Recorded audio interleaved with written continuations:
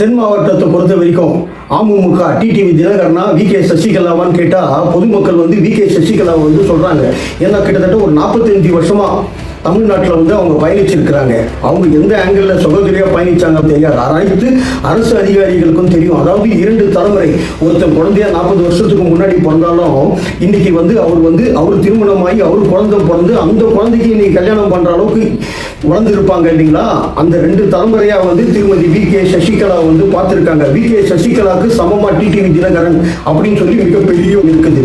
ஆனால் தென்மண்டல பொதுமக்கள், அதாவது நீங்க குறிப்பிட்ட ஒரு சமுதாயத்தை மட்டுமே சொல்லாதீங்க, பொதுமக்கள் முன்னாடி சசிகலாவா டிடிவி தினகரனான்னு பார்க்கும்போது சசிகலாவே கை ஓங்கி இருக்குது.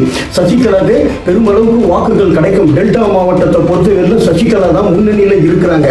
சசிகலா பிரிக்கக்கூடிய வாக்கு யாருக்கு சாதகமா அமையும் கேட்டீங்கன்னா டிவிகே திரு விஜய் அவர்களுக்கு மிகப்பெரிய ஒரு சாதகம். சசிகலா வரவ பல கட்சிகள் ஆவலோடு எதிர்பார்க்கிறாங்க, நமக்கு சாதகமா அமையும். ஆனா எங்கேயோ புளியார் குடிக்க போய் குரங்கா மாறிச்சு ஒரு பழமொழி இருக்கு இல்லைங்களா. அந்த கதை தான் இன்னைக்கு வி.கே. சசிகலாவுக்கு சமமா டிடிவி தினகரனான்னு கேட்டீங்கன்னா அந்த பொதுமக்கள் ஒத்துக்க மாட்டேன்றாங்க. சசிகலா தான் டிடிவி தான் சொல்றாங்க. டிடிவியும் ஒரு நல்ல மனிதர், அவரை பத்தி நமக்கு கருத்து சொல்றது எந்த ஒரு விஷயமும் இல்லை. சசிகலா அது அவங்க 2 பேருடைய கருத்தை மக்கள் பார்த்துப்பாங்க 26ல. சசிகலா டிடிவி தினகரன் சொல்லும்போது சசிகலாவுக்கு தான் முன்னுரிமை தராங்க அந்த பகுதி மக்கள். டெல்டா மாவட்டமும் தென் மாவட்டமும் இன்னைக்கு திரு விஜய் அவர்களுடைய வாக்கு வங்கியை உயர்த்தும் என்பதுதான் மிகப்பெரிய ஒரு விஷயமா இருக்குது. அடுத்து ஒரு நல்ல பதிவில் நான் உங்களை மீண்டும் சந்திக்கிறேன். நன்றி, வணக்கம்.